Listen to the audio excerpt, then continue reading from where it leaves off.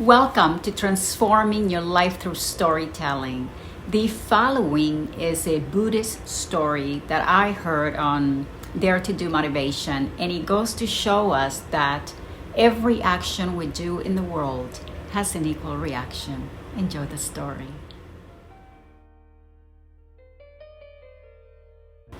One day, a countryman knocked on a door of a monastery.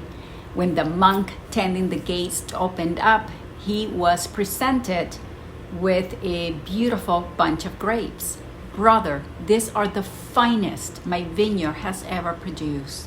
I've come to bear them as a gift." "Thank you," said the monk. "I will take them to the abbot immediately. He will be delighted with this offering."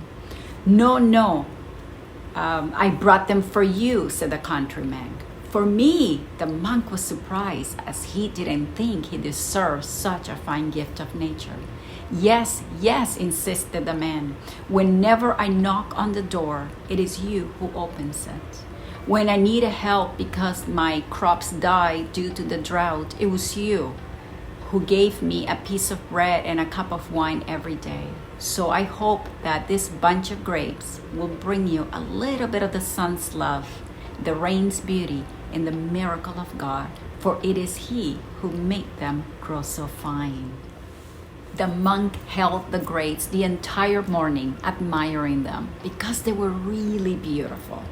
And so he decided that he was going to give them to the abbot, who had always encouraged him with words of wisdom.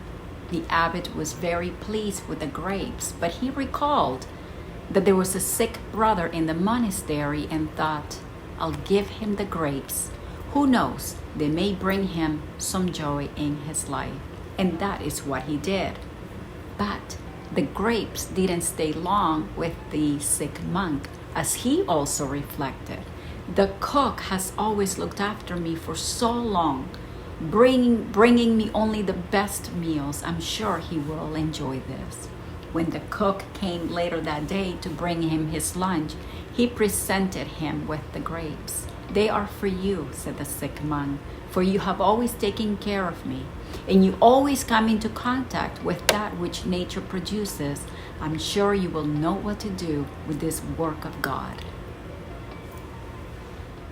The cook was amazed with the grapes that he showed his assistant how perfect they were. So perfect, he thought, that no one would appreciate them more than the monastery priest, for many even considered him a holy man. He will be the most qualified to know what to do with this marvel of nature, he thought. But when the priest received the gift, he also thought to give the grapes to the youngest novice in the monastery, so that he would learn that the work of God is in the details of nature. When the novice received the grapes, his heart was filled with gratitude, for he had never seen such beautiful grapes. Just then, the novice remembered the first time he knocked on the monastery door and the person who opened to welcome him. It was due to his kind gesture which allowed him to be among this community. And so, just before nightfall, he took the grapes to the monk at the gates. You see, my friends, what goes around comes around. What you give out, you get. Each of your good actions at some point will return back to you or those you love. I promise you that. And as it is said in the oldest book in the planet, the Bible, the wind blows to the south and then turns north. The wind continues swirling along, and on a circular course, the wind returns. All the rivers flow into the sea, yet the sea is never full. The water returns again to the rivers and flows out again to the sea.